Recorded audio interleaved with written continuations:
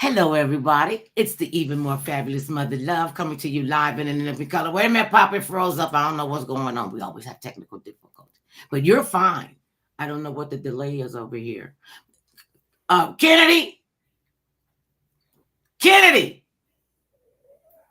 Okay, I need you back here for a minute. Oh, see, now it just does this for me. Nonetheless, but when it comes back in, ladies and gentlemen, this beautiful lady sitting on next to me, and her name is Melissa Osorio. Did I pronounce it right? You Osorio. did. And is this your first book? It is, yeah. She's a first-time author, and she has written a very compelling story about her life and what's been going on with it. Okay, now look and say, but you can hear me just fine, right? I can hear you, Okay, yes. well, that's good, and I can hear you. First, tell us about your life growing up. What were you doing when you were 8 years old? Tell us where you came from, your family, and everybody. Tell me what that was like when you were like 8 or 9. Yeah, so I was born in Venezuela. Venezuela is an extremely dangerous country. It was back then and it is now. Mhm. So my upbringing was full of a lot of mixed signals for sure.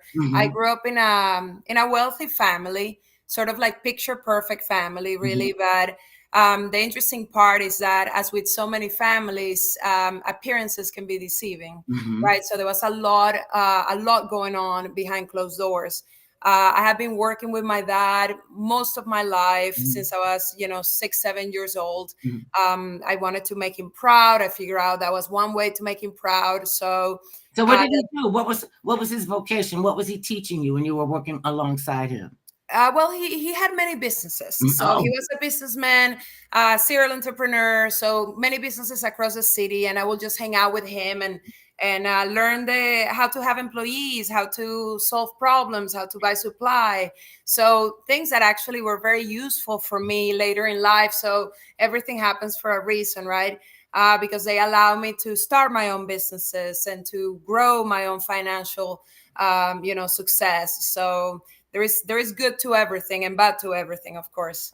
That's what the coin is. You look at it, and I was always taught, there are three sides to the truth: your side, their side, and the truth. So that can get, especially coming up in a family where you have access to these resources, and like you said, people think everything is just wonderful. It's just flowers, kisses, and love, and they don't see the pain. Okay, now you're growing up and your father's teaching these entrepreneurial skills that were going to are very useful in this part of your life. So when did you see that this was breaking down, and when did you understand that Venezuela was such a dangerous country?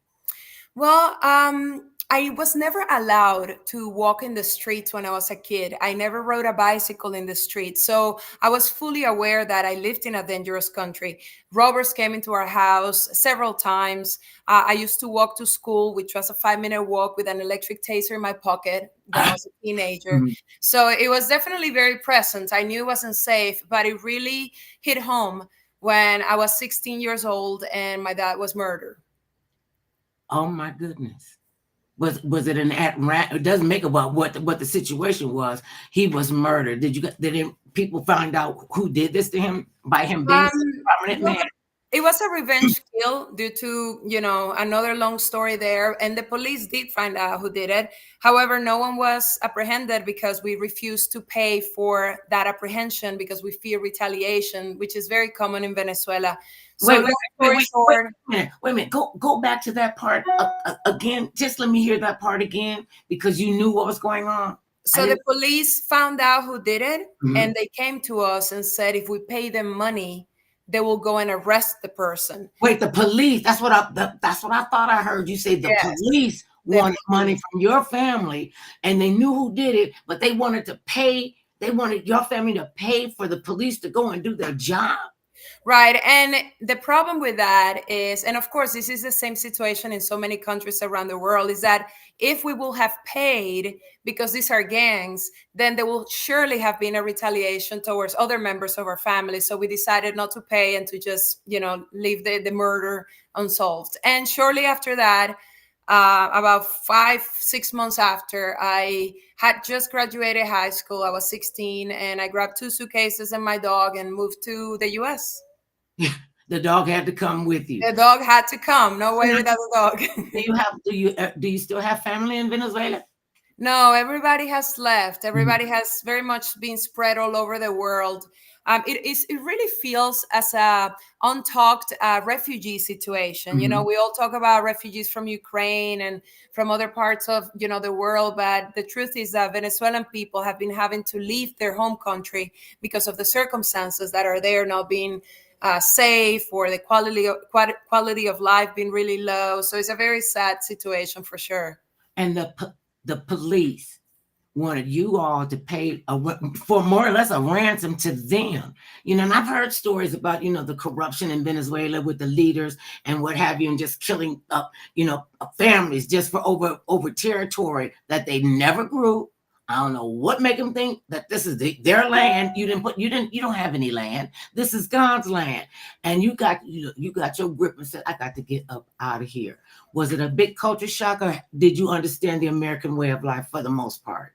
I have been coming to the US every summer all my life. Mhm. So I was very familiar with the US. Of course, it was totally different than my upbringing. So I wouldn't call it a culture shock. It was more as a gift to me at the time to be able to walk my dogs on the street and to feel safe. It was incredible. It was an incredible feeling. Mhm. Not easy by any means, the years that follow that, but there is a measure of basic needs that sometimes people, when they're born in a place like the US, they forget, and that is physical safety. Mhm. When you're born or have lived in a place that is unsafe physically, then you really appreciate the simple pleasures of being able to walk out your door without feeling threatened by someone waiting outside or walking your dog on the street. So I'm very grateful for the opportunity to have been able to move to the US and do that.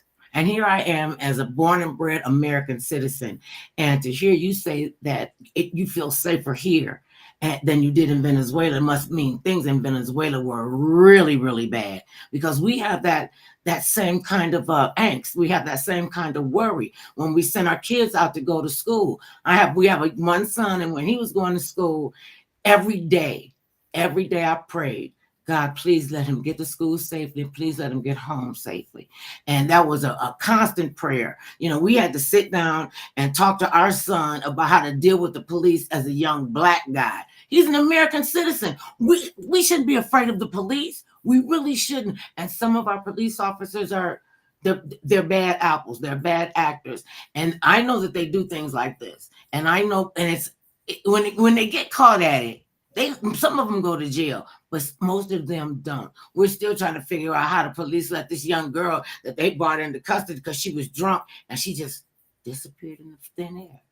And so to have that angst, and to hear you say, coming from a country as violent as Venezuela is, I couldn't even imagine, the angst, you having to go out there every day. Are you looking over your shoulder? Are you going to come back? That had to be a lot. And you said do you still feel safe here? How long have you been here? I do. The level of the lack of safety that I grew up with was very extreme. In my book, I talk about, and of course, I put some of these experiences in the book because, just like you mentioned, even though my upbringing is different than your kids' upbringing and your upbringing, we all, as humans, we have these similar worries, we have these similar pains. So I talk in the book a little bit about the feeling of being unsafe as a child, and honestly feeling that I could die at any moment, and that my family could die at any moment. So yes, in comparison, of course, the US is not perfect by any means. There is a lot of unsafety and things that could be improved, but in comparison, yes, I feel very much safe here in the US. Yeah. Well, that's good. I'm glad that you feel that way. And we still have a lot of work to do. And the book, tell us about what brought you to write this book. The book, Yeah, Hidden so Memories. I left Venezuela, and I was fortunate enough to build a successful life for myself by success standards, right? I married the handsome guy. I made the money. I had the successful business. I traveled the world. I took care of my body. So I should have been happy with all these good things. However, I was deeply unhappy. to the core. I never understood why I couldn't be happy, why I couldn't even understand if I loved people or how beautiful emotions felt. I finally got divorced, and my life continued to sort of spiral out of control, to a point where I started to realize that I was repeating certain patterns in my life. And in my book, I invite the reader to analyze the patterns in their life, the things that they continue to repeat with one romantic partner, and then with another, with one friend, and then with another, with one child, and then with the next child. Because patterns that we cannot explain, they really point to something in our past. Everything has a reason, everything has a root. So I started to see the patterns I was displaying, and I became curious. Plus, I was going down the rabbit hole of alcoholism and total despair. So finally, I decided to go down to Costa Rica and try a psychedelic therapy that they offer there. Ooh, psychedelic therapy. Shut up, mother love. I remember Yes. I remember my psychedelic therapy. And at this point in my life, I could just remember and be like, oh, and we're going on a trip now. Yeah. So I had never tried any substances. I had never been Before to. we talk about that, when did you know? I mean, you're to everybody else, oh, Melissa's just wonderful. She's doing all these great things. She's making all this money.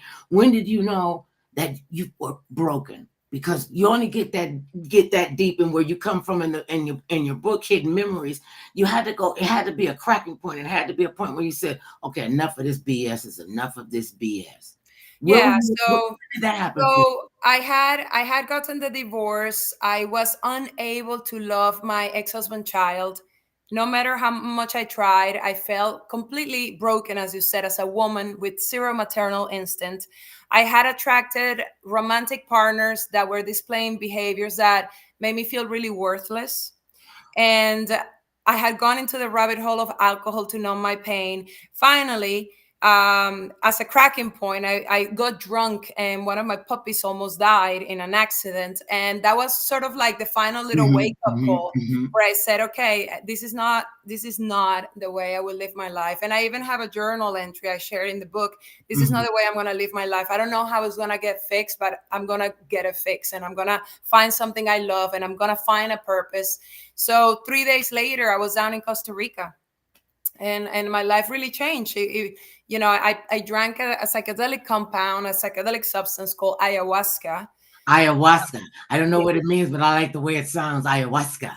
So ayahuasca is a plant medicine. It's a plant that is used for medicinal purposes. Okay. And it's been used for millennia, especially by the tribes in South and Central America. It's a super, super intense psychedelic plant Mhm.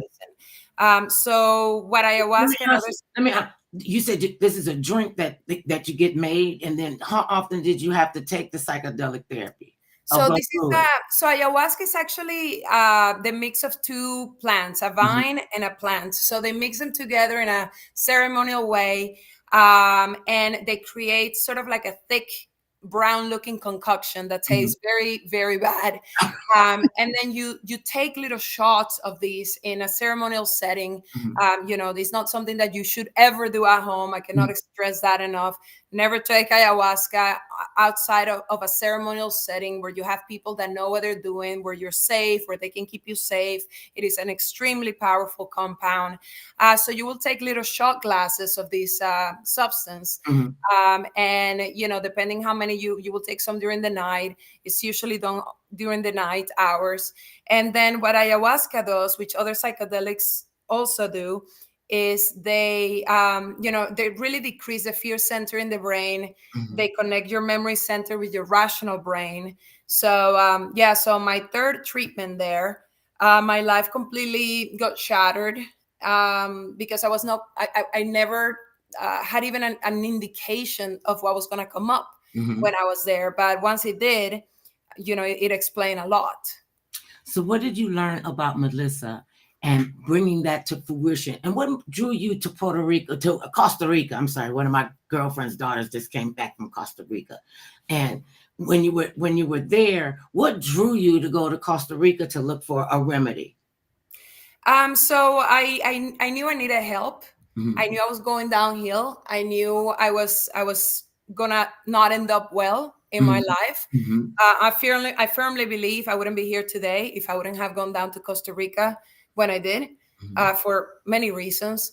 So yeah, Costa Rica was sort of like my last attempt at really trying to figure out me, what was going on, what was at that time, what was wrong with me, right? Which is the wrong question. There is a better question that I didn't know back then, but I encourage the reader in the book to ask instead, and is what happened to me? Because everything we display as adults has a root cause. There is always something in our past that can explain, and many times we don't consciously remember what that might be.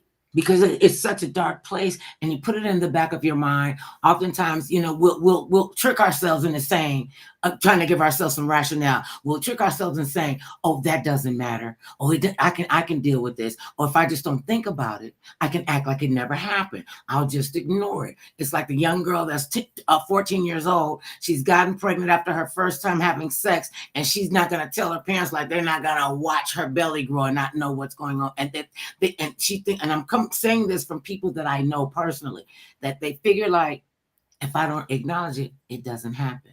I won't say anything about it. It didn't happen. And then it goes back further, and you push it down further and further and further until you get, and I love the title, even though it's sad, Hidden Memories, because we lie to ourselves and hide our truth and hide our past. When you gotta, and see, I'm one of them kind of people, oh, this is what happened. You're not taking up any real estate in my brain and in my heart and in my spirit. I'm gonna tell it. I'm just gonna tell it. And a lot of people, especially when you're a child, did you ever feel like you needed to go to your parents and say, I don't feel well, even especially after your father was murdered? Well, here's what's interesting.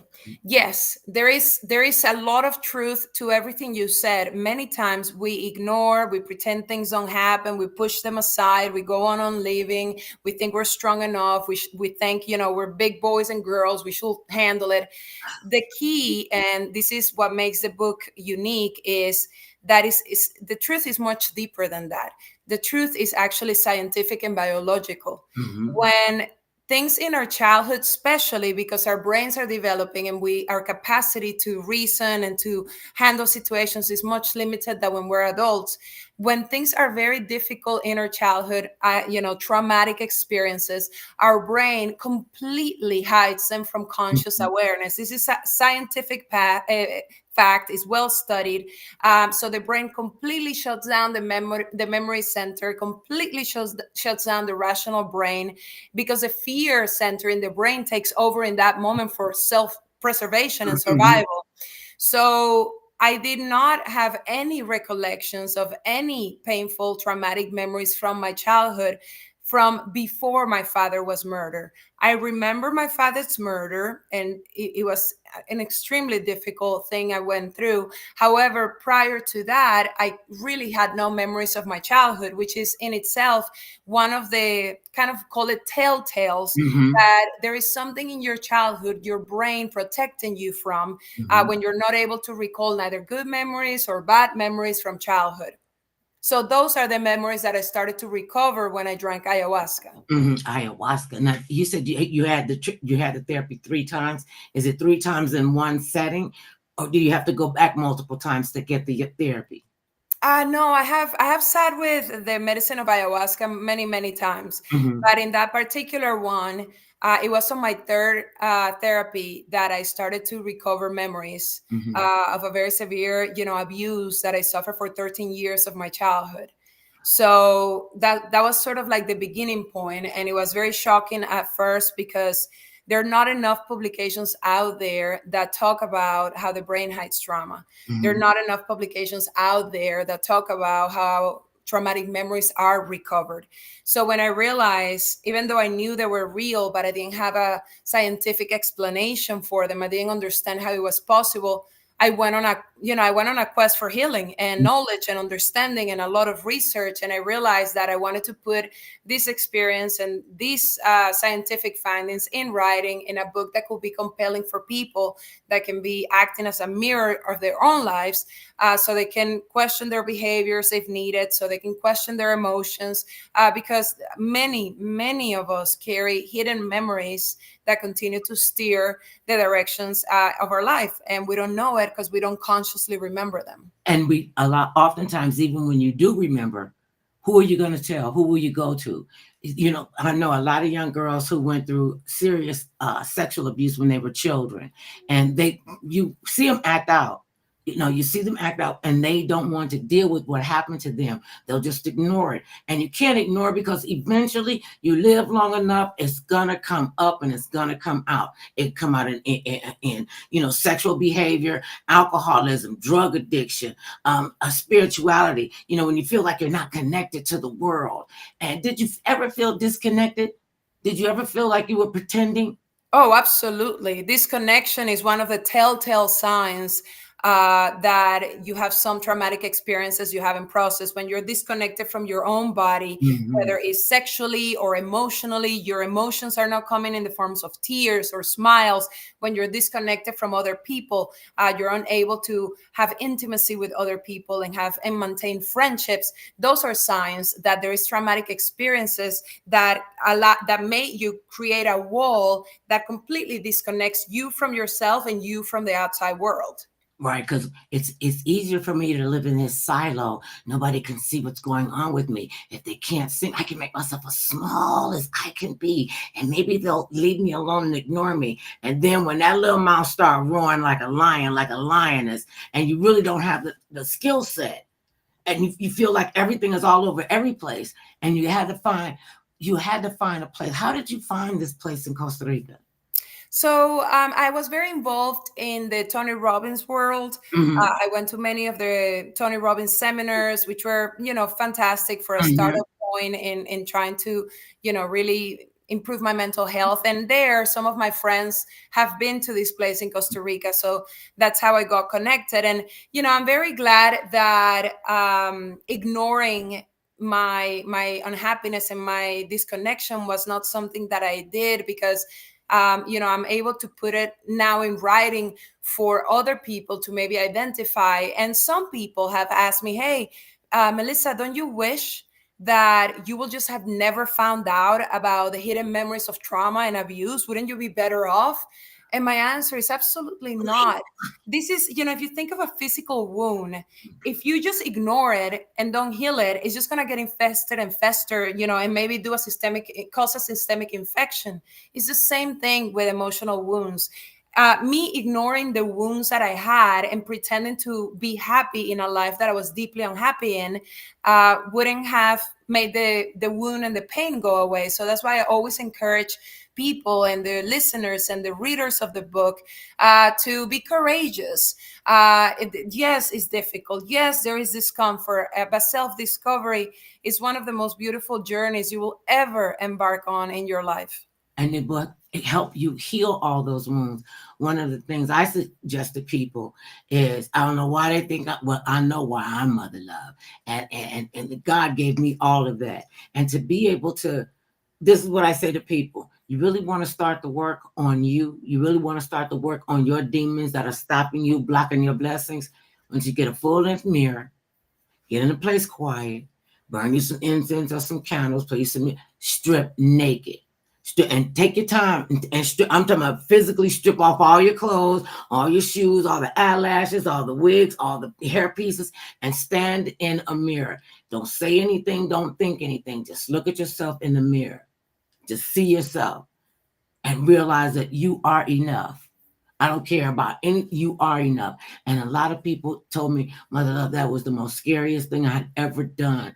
And it really, really helped me, because then you realize, who you are and what you are and what do you like about yourself after you got to that point. What do you dislike about yourself? And if there's something that you dislike about the way that you treat people, the way people treat you, because a lot of people will think, oh, you know, Melissa, she don't have it going on, we could just walk all over her. You see how pretty she is, she all quiet and everything. And people have a tendency to mistake kindness for weakness, and that's not the big thing is the fact that you get to stand in the mirror, strip yourself down, and then strip yourself from the inside out. Lay it on the table. And it took me 2 days to get up off the floor. All I could do was cry and crawl to the bathroom. So I know about those dark places. And when you get there, sometimes, and then a light comes on, you're like, why didn't I do this a long time ago? Because you're too busy trying to please everybody else. When did you know that Melissa see, I believe self-preservation is the first law of nature. So when did you realize that you needed to preserve yourself? As soon as I realized everything that had happened in my childhood, I knew I had entered a tunnel. And the way I can compare it is, in this tunnel, there was a collision between the deep and profound pain of self-discovery, of remembering, traumatic memories, and also the beautiful storm of healing and processing these emotions. So I had entered a tunnel, and I needed to go all the way to the end of this tunnel. Sometimes people enter a tunnel, they discover things they don't like in their therapeutic treatments or psychedelic treatments, and they kind of get stuck there. They stop, they don't accept them, they refuse them, they get angry, and they don't continue walking down the tunnel. So what I found to be the most healing was to endure the pain and continue down that tunnel of self-discovery and healing until I was able to come out the other side, which, by the way, doesn't mean that the hard work is over and everything is rainbow and butterflies. It just means that there is always sort of like that initial stage of healing where you just know you have to keep on going because you need to survive. And it's that self-preservation. And then when you get to the other side, you're able to share your learnings and understandings with others, which is a beautiful thing that we can do as a community to grow and to heal as a collective healing. Did you ever think that you would write a book that's on the bestseller list, and write a book and be willing not just to write the book, because you got to get out of yourself to be able to sit down and write the words that could be the most painful in your life? I've written 3 books, and there's not one of those 3 books so far. I've written 3 books so far. There's not one piece that I've ever written that the pain did not, that I had to be in that dark place to get that pain out. And did you ever think that even when you were getting out the pain and you're running through the tunnel and you're going through the tunnel, I remember, who the comedian Richard Pryor was. Okay, when he set himself on fire while he was in a dark place for him, he set himself on fire, and he said, all I could think to do was run. And we have a phrase, I'm sure you've heard this too: when you're going through hell, keep going. When you're running through hell, keep running. Don't stop, because don't stop while you're in it. And when you get to the other side, what were some of the things that you were holding on to that when your hidden memories started to surface, that you knew that you wanted to address this and then make it public? Because it's one thing to go through hell in gasoline underwear. It's another thing to put it down in a book. And it's another thing to even write the book. How difficult was it for you to write the book? So, if at all. If what? If at all you were nervous about writing the book. Oh yes, of course. It was a very difficult, but also a very healing process to be able to, in a way, reopen those wounds, as you mentioned, and not only heal them, but actually dissect them. Because I was writing the book not to just tell my story. That's what a diary could be for. I knew I wanted this book to be the book that someone like me will pick up when I was, 25 years old. So I wanted to dissect the wounds from my experiences so I could share them with people in a useful way. And because that can be very difficult. Where did your wherewithal come for you? The what?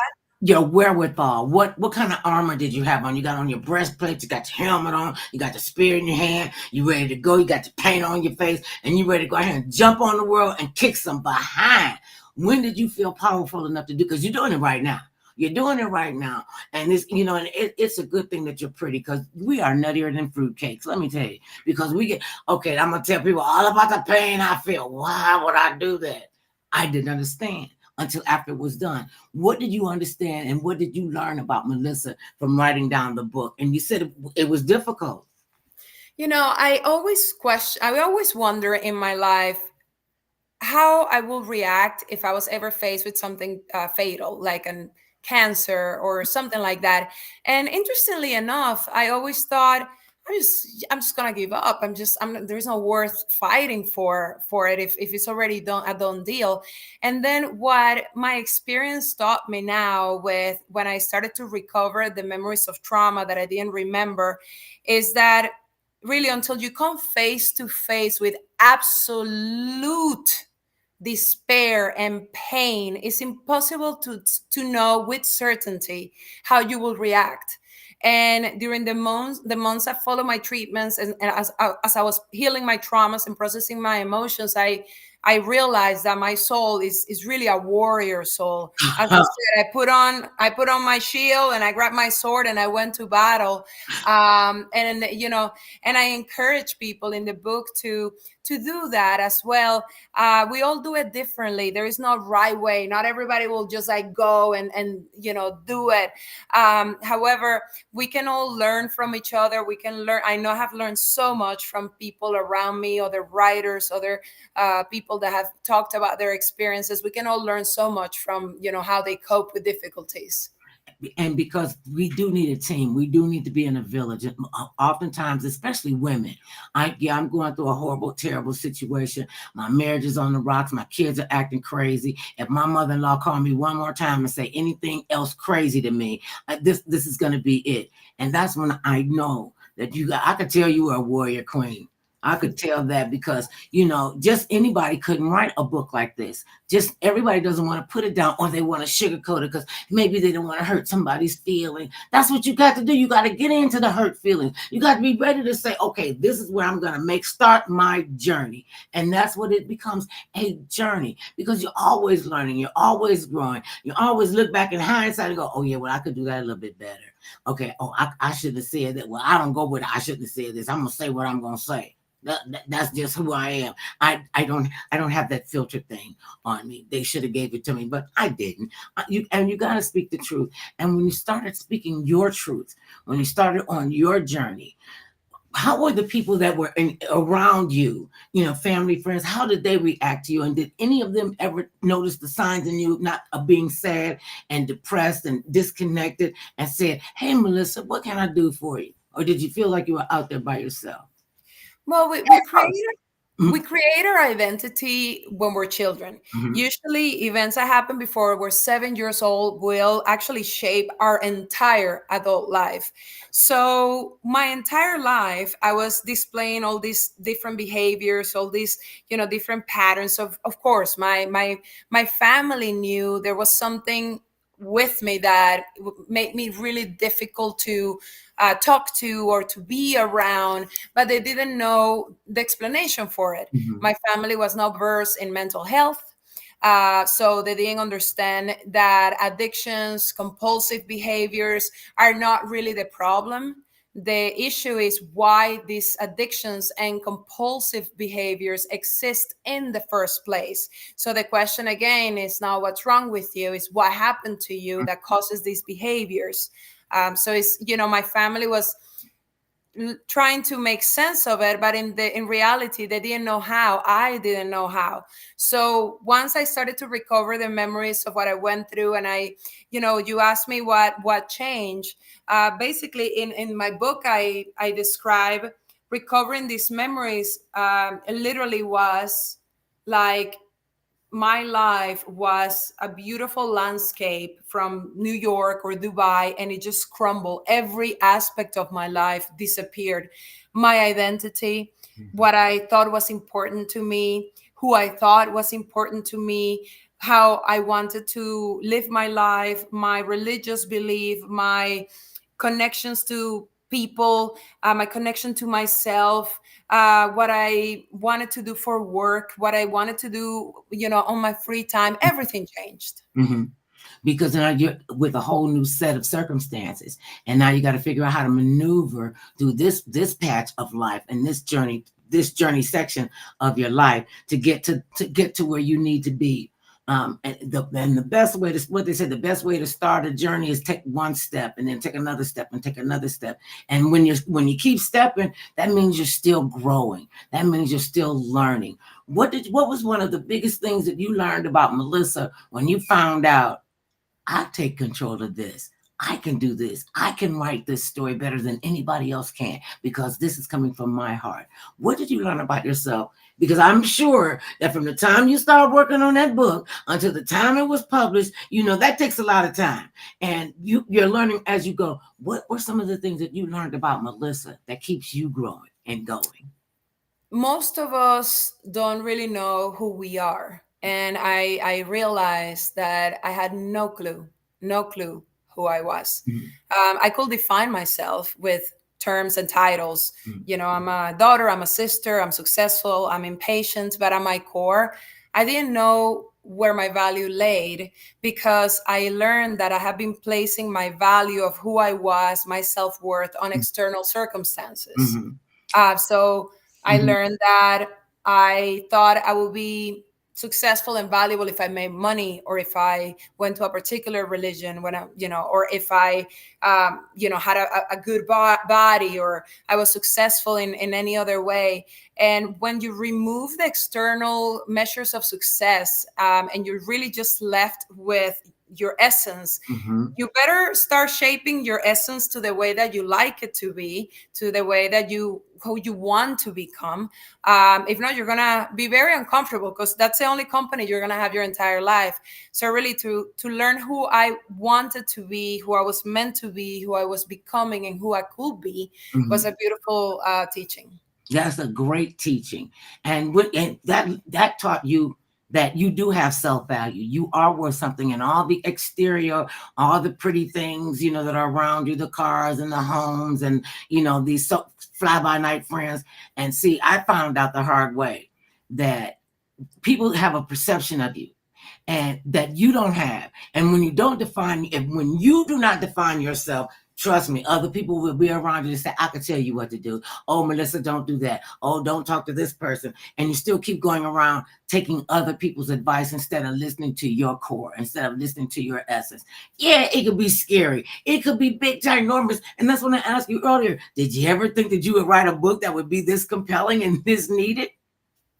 No, I never thought I would write a book. I never even wrote a journal. I never really like to read too much. So that right there is a story of encouragement for anybody that's listening, that if you become passionate enough about something, you can do anything, Right. anything you set your mind to. It's not if you can, it's when you can. Because if and maybe all of those connotations are being in your face with the demon saying to you, you don't need to do this. You're fine just right where you are. Why do you want to have anything else? Why do you need to be in touch with your core? And they don't understand that. And did you ever get the pushback, or do you get the pushback from people who've known you and they see what you're doing now and they still are naysayers? Yeah, there have been some people in my life that perhaps don't understand or don't agree with, the direction my life is going to. However, something that I have learned with my experience is to become a lot more compassionate about other people. It's easy to judge people when they act a certain way or when they treat you a certain way. But once you understand that there is always a reason why people will act that way or treat you that way, and it usually has to do with something they went through during their childhood, it makes you a lot more compassionate. It doesn't mean that you don't care if they treat you badly or forgive their behavior or forget their behavior. It just means that you are compassionate about it.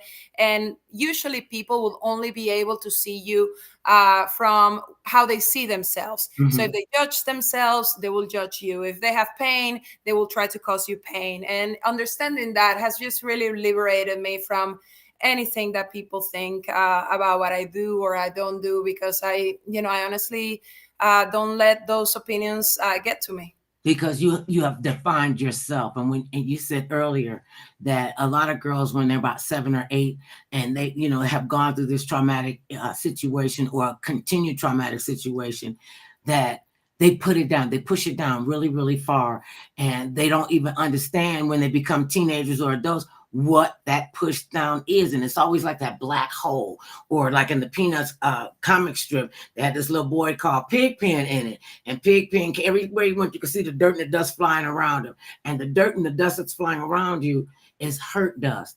It's hurt feelings. And I think this is just my theory.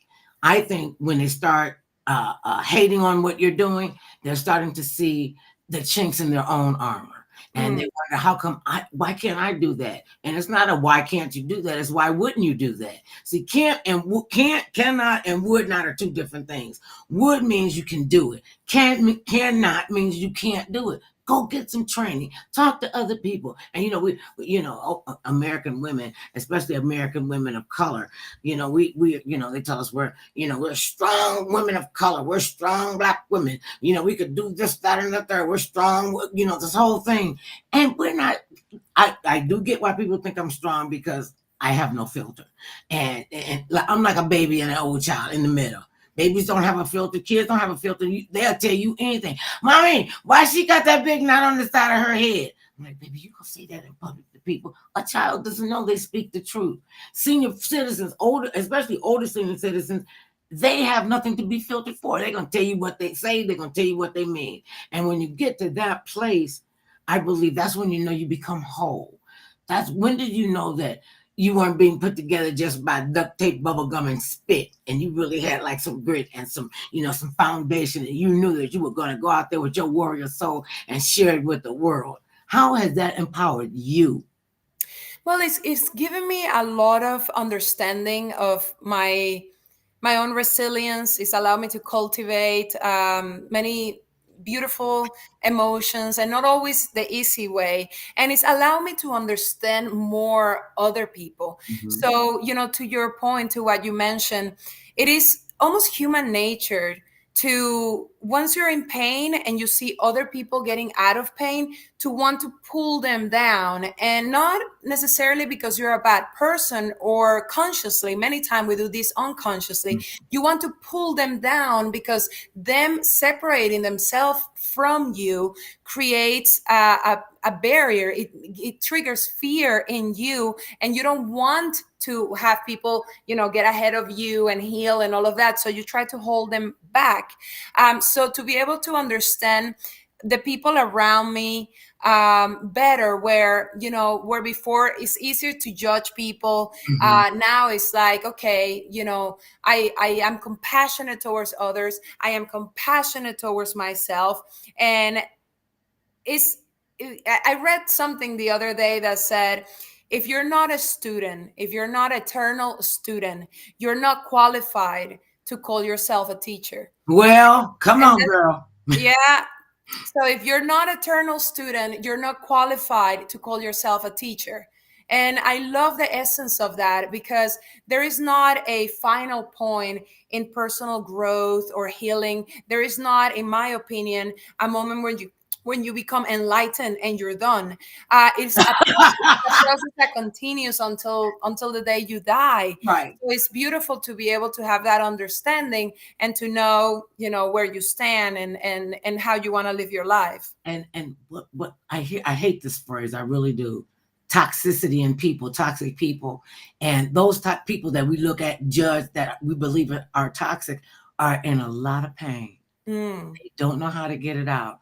And once you talk to them and show your human connection, a lot of times they will be willing to open up, because they will trust what you say.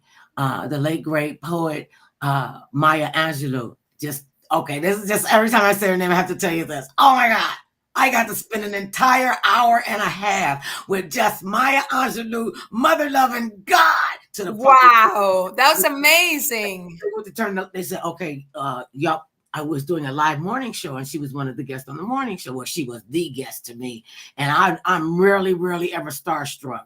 And I was just like, I just wanted to sit at her feet and, grab a little bit of knowledge out of her baby toe and maybe that third toe. She just touched me on my foot, on my hand, and I could get some of that Maya Angelou, that power.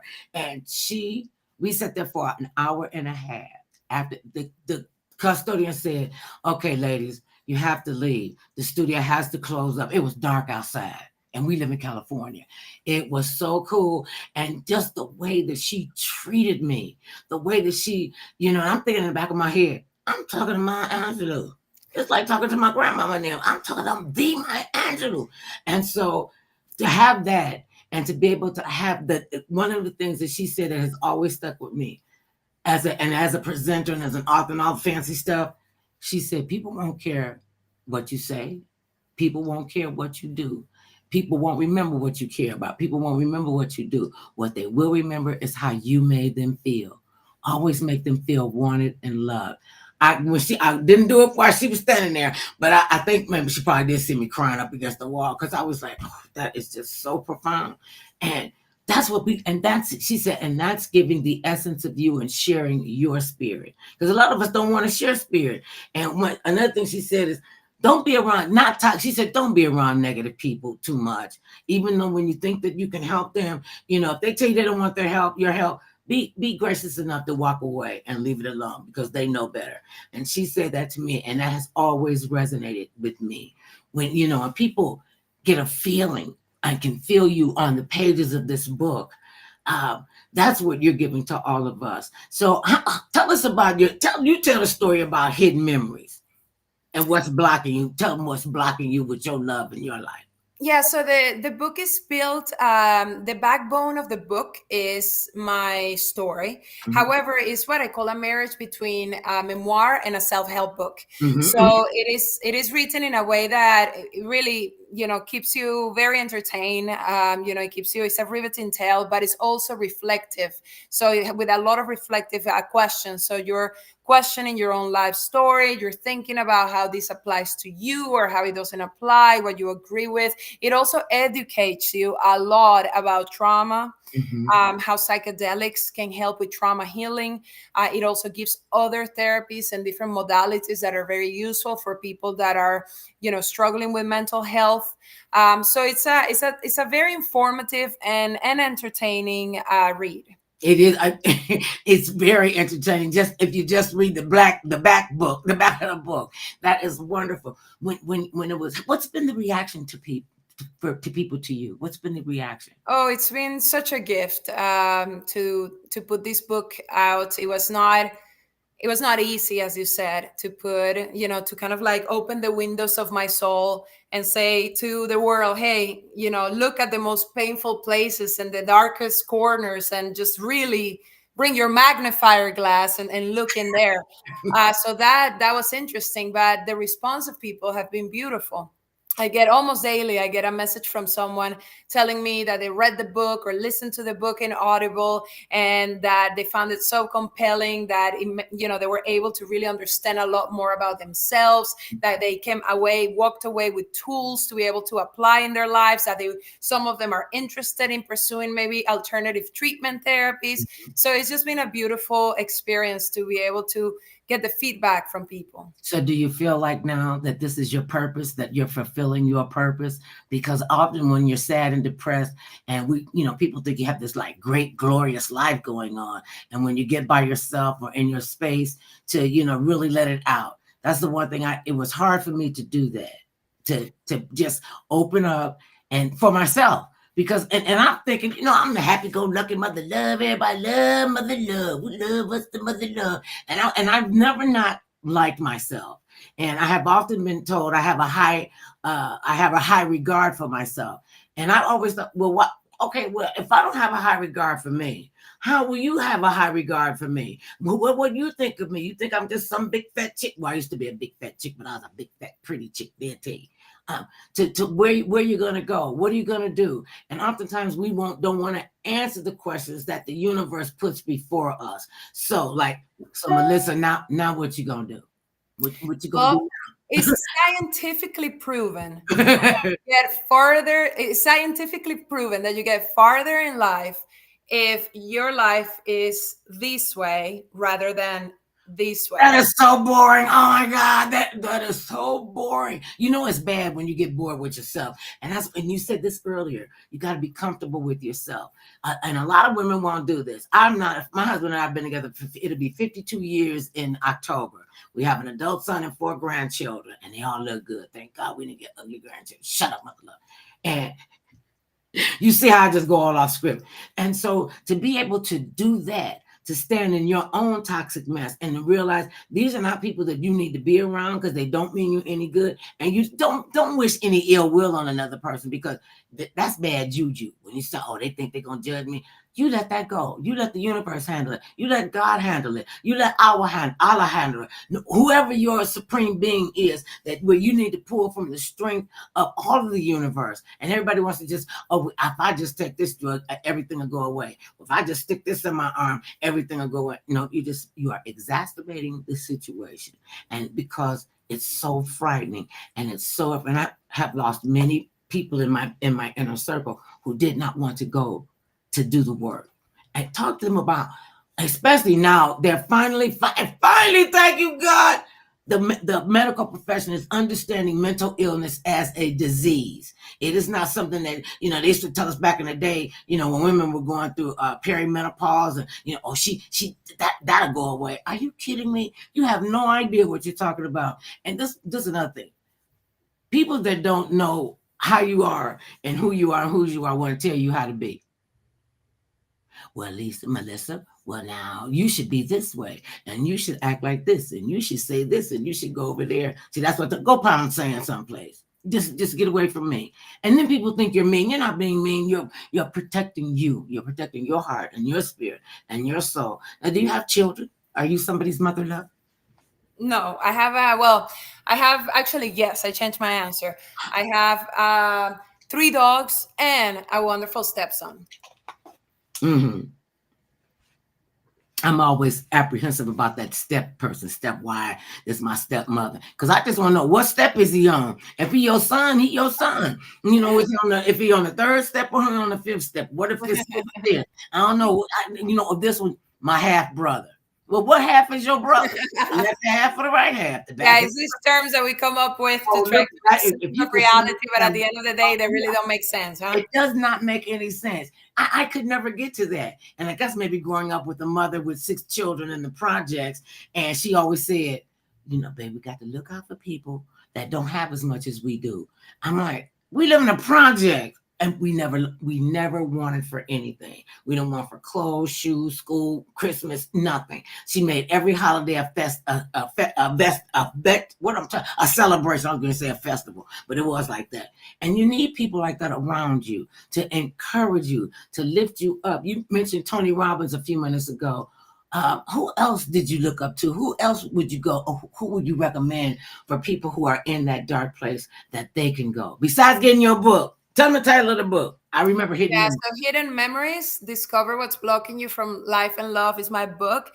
In the book, I also talk about a couple of really interesting techniques Tony Robbins uses and other authors. Mm-hmm. So I highly, highly recommend people to discover a book called The Body Keeps the Score. That's so wonderful. What? Oh, okay. That is such a great title. That is such a great title, because your body will double cross you. Oh, The Body. So it's a wonderful book. It's actually the first book that I read when I left Costa Rica that helped me make sense of what was happening in my brain. I gotta write that down again, because I was laughing too hard when you said the title. All the stuff that went through my head. What's the name of it again? The Body Keeps the Score. It does. When I'm talking to young people, kids in high school, because I speak with anybody. I get on the floor with the kindergartners, because you can always learn from everybody. And I'm in there telling them about, this is this is my new thing. You can ask me, say, Mother Love, when did you get old? When do you get old? Tomorrow. I ain't got time for that crap today. I ain't got time to be doing no old people stuff today.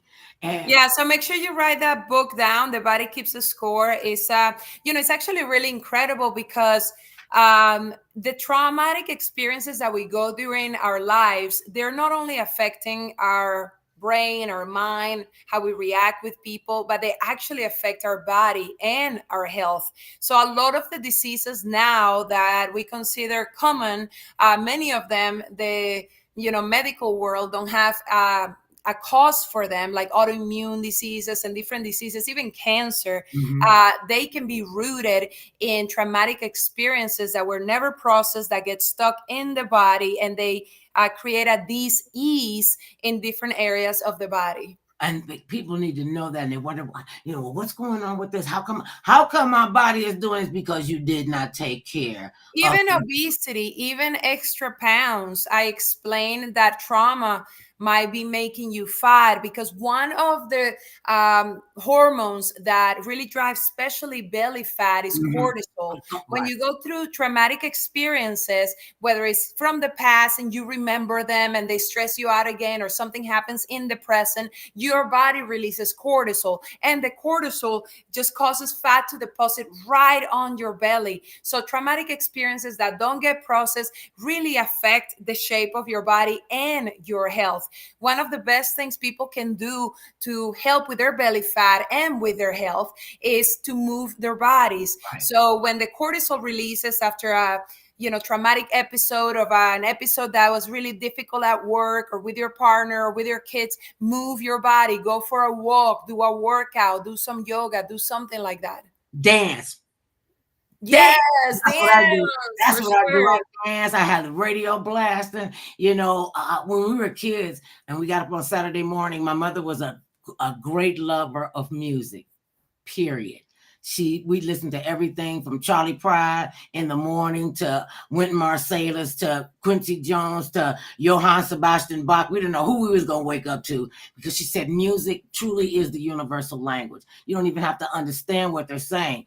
And it does. It will do that. Your body will double cross you. And then I found out after I lost 111 pounds almost 18 years ago, and I've kept it all off except this stubborn 5 or 6 pounds. I'm cool with that. Everybody thought I lost weight because I was uncomfortable in my skin. I was uncomfortable in my skin because my body had just been diagnosed with a disease, diabetes. And I kept saying, I'm not going to get that. I'm going to move to California with all the beautiful people, and beautiful people don't ever get sick and wouldn't have anything as wretched as diabetes. Ha! That was a wake-up call. And I was an emotional eater. I eat when I had something happy. I eat when something bad happens to me. I eat when I'm sad. I eat when I'm glad. I would eat in front of the television, and I worked at night. I worked from 9 p.m. to 1 a.m. And so if I didn't eat before I left for the job, I wanted to stop at one of the fast food restaurants. And now I cannot even eat fast food. Maybe one of the chicken places. But I had to learn to take control of my body because it was double crossing me, because I'm thinking, when I was growing up, I got teased about being so bony and so skinny that my mother had to sew rocks in my pocket to keep me from flying up when a winter storm came or whatever. And my sister told me, you really are not my sister. Mama found you on the church steps. And people don't realize this. When you got siblings, they can jack you up worse than your parents can, because there's a bunch of them, you only get 2 parents. And so that gave me that angst. And I said, one day I'm going to gain weight. And I kept gaining weight and gaining weight and gaining weight. And I never even thought anything about it. I'm like, okay, just buy bigger clothes. I found out that you talk about your hidden memories. I had hidden memories. And when they surfaced, it was hell to tell the captain. So I really understand the importance of this book that you took your time. How long did it take you to write it?